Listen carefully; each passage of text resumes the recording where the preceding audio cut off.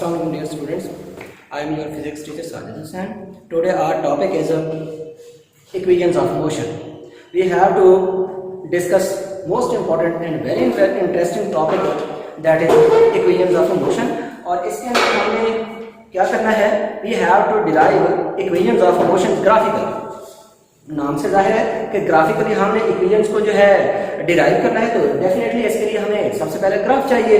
तो ग्राफ सबसे पहले हम लोग बनाएंगे और इसके लिए जो ग्राफ हमें चाहिए वो ग्राफ हमें चाहिए speed time graph. Speed time graph जैसा कि मैं बोल रहा हूँ स्पीड टाइम, इसका मतलब ये हुआ कि ग्राफ के अंदर दो वेरिएबल जो यूज हो रहे हैं उनमें पहले नंबर पे हमारे पास स्पीड है, दूसरे नंबर पे हमारे पास टाइम है। और हम ये अच्छे तरीके से जानते हैं कि ये जो दो वेरिएबल्स हैं इनमें जो डिपेंडेंट वेरिएबल है उसको हमने y एक्सिस के अलाउंग रिप्रेजेंट करना है और जो इंडिपेंडेंट है उसको हमने x एक्सिस के अलाउंग रिप्रेजेंट करना है। और हम ये जानते हैं कि वक्त किसी का मोहताज नहीं होता, तो इसलिए जो है टाइम को हम टाइम जो कि इंडिपेंडेंट वेरिएबल हो गया तो इसको हम रिप्रेजेंट करेंगे x एक्सिस के अलाउंग यानी हॉरिजॉन्टल एक्सिस के अलाउंग, और जो स्पीड है हमारे पास उसको हम y एक्सिस यानी वर्टिकल एक्सिस के अलाउंग रिप्रेजेंट करेंगे। रिप्रेजेंट करने के बाद फिर हमने जो है आगे ग्राफ को जो है साबित करना है कि फर्ज कर लीजिए हमारे पास एक बॉडी है जो कि जिसका मास हमारे पास m है और वेलोसिटी vi के साथ जो है स्ट्रेट लाइन में मूव कर रहा है। और जब कोई बॉडी स्ट्रेट लाइन में मूव करता है तो पीछे हम ग्राफिकल एनालिसिस के अंदर पढ़ चुके हैं कि स्पीड और वेलोसिटी इंटरचेंजेबल होते हैं, जो कि डायरेक्शन जो है फिक्स हो जाती है, और इसी तरीके से जो है डिस्टेंस और डिस्प्लेसमेंट भी इंटरचेंजेबल होते हैं। तो इस तरीके से हम यहाँ पर स्पीड को वेलोसिटी या वेलोसिटी को स्पीड कह सकते हैं, और जिसका जो ऐसा यूनिट है वो हम वही यूज करेंगे। यहाँ पर मैं लिख देता हूँ दोबारा मीटर पर सेकेंड, और इधर टाइम का जो यूनिट होगा हमारे पास वो सेकेंड होगा, जो कि ऐसा यूनिट है। अच्छा, इसके बाद में हम ये जानते हैं कि फर्ज कर लीजिए कि हमारे पास एक बॉडी है जो कि इनिशियल वेलोसिटी v के साथ स्ट्रेट लाइन में मूव कर रहा है।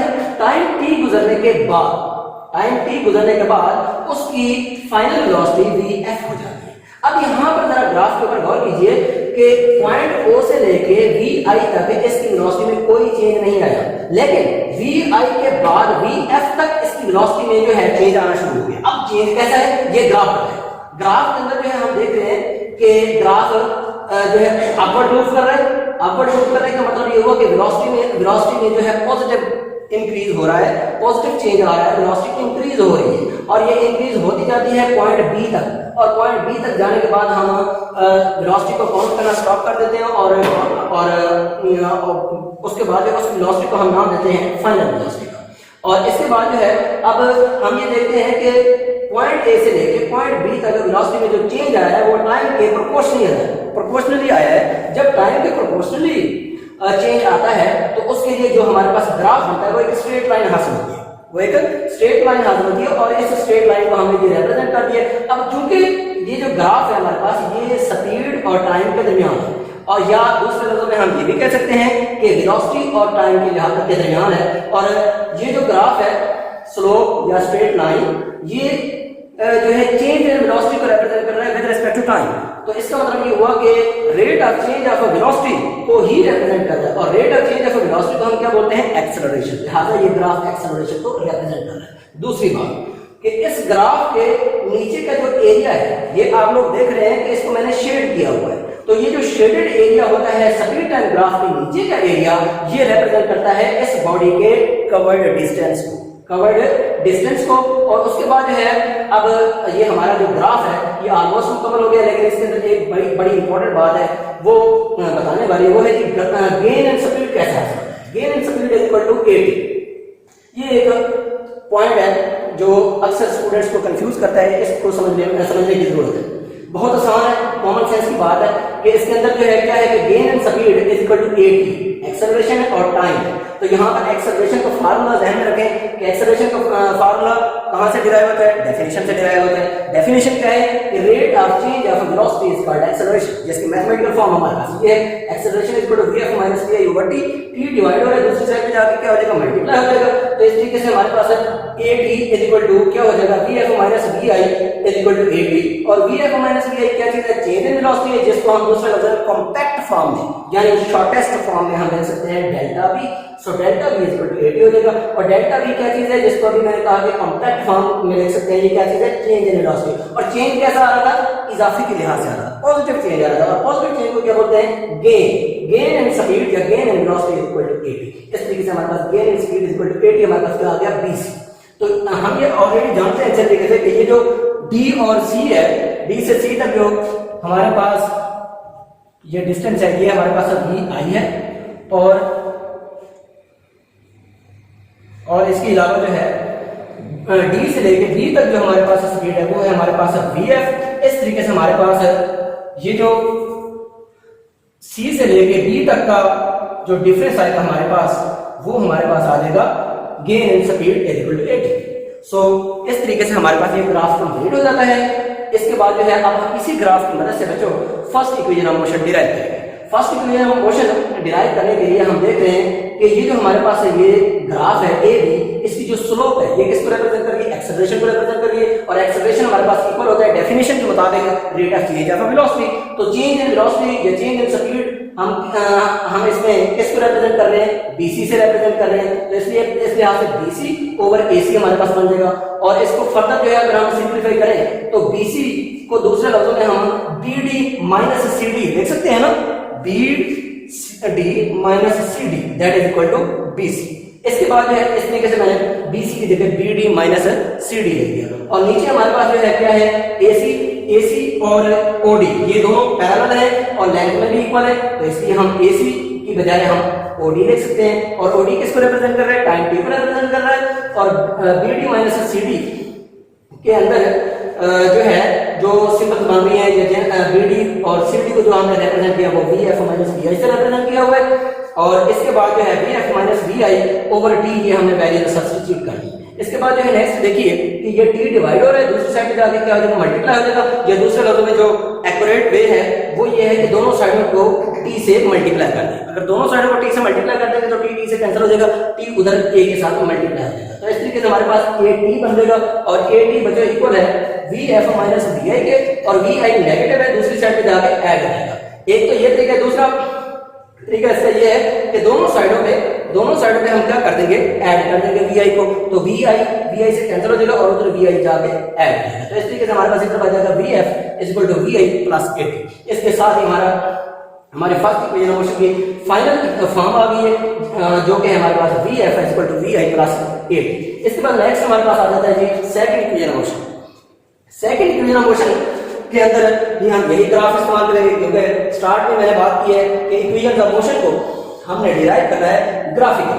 तो ग्राफ हमारे पास ऑलरेडी अवेलेबल है, इसको दोबारा बनाने की जरूरत नहीं। लेकिन याद रखें कि जब आप लोग इक्वेशंस को डिराइव करने लगे तो जाहिर है 2 या 3 इक्वेशन एट अ टाइम तो आपने डिराइव नहीं करनी, लेकिन हर इक्वेशन के साथ आपने अलग ही ग्राफ बनाना है। ये बात ध्यान में रखिएगा। अच्छा, इसके बाद हम इसी ग्राफ को फॉलो करते हुए सेकंड इक्वेशन ऑफ मोशन को डिराइव करते हैं। अब सेकंड इक्वेशन ऑफ मोशन को डिराइव करने के लिए हम ये जानते हैं कि ऑलरेडी ये बात मैं कह चुका हूं कि ये जो हमारे पास ग्राफ है स्पीड टाइम ग्राफ की, ये जो स्लोप है, इस स्लोप के नीचे का ये जो शेडेड एरिया है ये इस बॉडी के जिसके लिए ये हमने जिसकी मोशन को रिप्रेजेंट करने के लिए ये हमने ग्राफ बनाया है उस बॉडी की डिस्टेंस को रिप्रेजेंट कर रहा है ये शेडेड एरिया जो कि इस ग्राफ के नीचे का है। तो क्या करेंगे कि टोटल एरिया जो है हमारे पास OABD है, ये टोटल एरिया हमारे पास है, ये टोटल जो है डिस्टेंस के इक्वल होगा डेफिनेटली। जैसे कि पहले मैंने बताया, दोबारा रिपीट करो, दोबारा प्रोजेक्ट से सुनिएगा कि किसी भी बॉडी का जो कवर्ड डिस्टेंस होता है वो एक्चुअली उस बॉडी के स्पीड टाइम ग्राफ के नीचे का शेडेड एरिया होता है। लिहाजा यहाँ पर हमारे पास जो स्पीड टाइम ग्राफ के नीचे का शेडेड एरिया है वो टोटल डिस्टेंस को रिप्रेजेंट कर रहा है। तो total distance is equal to S is equal to area of rectangle.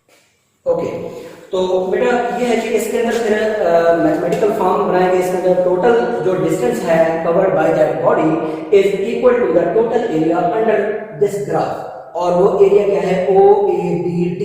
लिहाजा OABD टोटल जो एरिया है ये जरा कॉम्प्लिकेटेड हो जाएगा अगर हम इसको कंप्लीटली ले लें। फिर मैंने क्या किया, इसको आसान बनाने के लिए मैंने इसको स्प्लिट कर दिया कि बीच में देख रहे हैं डॉटेड फॉर्म में लाइन लगी हुई है। तो मैंने क्या किया है कि इस शेडेड एरिया को मैंने सेपरेट कर दिया 2 एरियाज में। तो इनमें आप देखें कि दो हमारे पास ज्योमेट्रिकल शेप्स बनती है। अगर आप इसको सेपरेट ना करें तो कोई इशू नहीं है, फिर आप देखेंगे सेपरेट किए बगैर अगर हम टोटल शेडेड एरिया देखें तो भी ये ज्योमेट्रिकल शेप ही बनती है। और वो कौन सी बनती है ज्योमेट्रिकल शेप? ये आप बड़े ज़हीन बच्चे आप जानते हैं अच्छे तरीके से, वो कौन सी डायग्राम बनेगी ज्योमेट्रिकल? वो बनेगी डेफिनेटली ट्रेपीजियम के डायग्राम। तो ट्रेपीजियम का फॉर्मूला अक्सर बच्चों को भूल जाता है, इसलिए मैंने सोचा कि क्यों ना हम इसको सेपरेट करके दो सिंपल डायग्राम्स में कन्वर्ट कर दें। तो सिंपल डायग्राम जो अक्सर बच्चों को याद होती है, कभी भी भूलती, वो क्या है? हमारे पास नंबर 1 ट्रायंगल है, दूसरे नंबर पे रेक्टेंगल है। रेक्टेंगल का फॉर्मूला सिंपल सा है, लेंथ मल्टीप्लाइड बाय विड्थ है। और इसी तरीके से जो ट्रायंगल के एरिया है वो भी बहुत आसान है, half of base multiplied by altitude है हमारे पास। तो इसलिए मैंने इसको सेपरेट कर दिया। तो total distance is equal to area of rectangle plus area of triangle. तो एरिया ऑफ रेक्टेंगल हमारे पास क्या है? Base multiplied by altitude. यहाँ पर हमें पहचानना होगा कि बेस क्या है और आल्टीट्यूड क्या है। बेस हमारे पास अंडरस्टूड बात है OD है, और आल्टीट्यूड हमारे पास क्या है जी? OA। या दूसरे लफ्जों में length multiplied by width. Length हमारे पास जो साइड लंबाई में ज्यादा होती है उसको हम लेंथ कहते हैं, जो लंबाई में कम होती है उसको हम विड्थ कहते हैं। तो इस तरीके से OD हमारे पास किसके इक्वल हो जाएगा? टाइम t के इक्वल हो जाएगा। और OA हमारे पास विड्थ के इक्वल है, और जिसको रिप्रेजेंट कर रहे हैं हम लोग VI से। इस तरीके से एरिया रेक्टेंगल बन जाएगा VI मल्टीप्लाइड बाय T या T मल्टीप्लाइड बाय V है, एक ही बात है। अच्छा, इसके बाद आ जाते हैं हम ट्रायंगल। ट्रायंगल का जो बच्चों एरिया है हमारे पास, इसका फार्मूला हम जानते हैं, half of base multiplied by altitude होता है। तो यहाँ पर हमारे पास बेस क्या चीज है? AC, और AC इक्वल है OD के, और OD इक्वल है टाइम T के। इस तरीके से जो है बेस की जगह क्या आ जाएगा? T आ जाएगा, और आल्टीट्यूड की जगह जी बच्चों। तो इस तरीके से हम लोग इन दोनों एरियाज में सेकंड एरिया की बात कर रहे थे। तो सेकंड एरिया में क्या है कि half of base multiplied by altitude. Base हमारे पास क्या है कि AC इक्वल है OD के, OD इक्वल है टाइम T के, और आल्टीट्यूड हमारे पास क्या है? BC इक्वल है किसके? AD के। और इसको हम ऑलरेडी डिस्कस कर चुके हैं कि ये AD कैसे है। ठीक हो गया। इसके बाद अब हमारे पास दोनों एरियाज आ गए हैं। इन दोनों एरियाज को हम इसके अंदर पुट करेंगे। हमारे पास क्या बनेगा? Is equal to VAT multiplied by 1/2 AT multiplied by T। इन दोनों को मल्टीप्लाई करेंगे तो ये हमारे पास final form of second equation of motion आ जाएगी, जो कि हमारे पास x is equal to VAT plus 1/2 AT square, which is second equation of motion. Thank you very much जी बेटे। अब आज की हमारी दो इक्वेशंस ऑफ मोशन कंप्लीट हुई हैं। इनमें हमने डिटेल के साथ दोनों को डिस्कस किया है। कोई प्रॉब्लम्स हो, कोई बात समझ में ना आई हो, कोई कंफ्यूजन हो, आप मेरे साथ जो है अपने हर सोर्स ऑफ कम्युनिकेशन को इस्तेमाल करते हुए मेरे साथ रब्ता करके आप अपनी प्रॉब्लम्स डिस्कस कर सकते हैं, शेयर कर सकते हैं। मैं हर प्रॉब्लम का सलूशन बताऊंगा और इंशाल्लाह आपकी कंफ्यूजन को दूर करूंगा। Thank you very much. अल्लाह हाफिज़।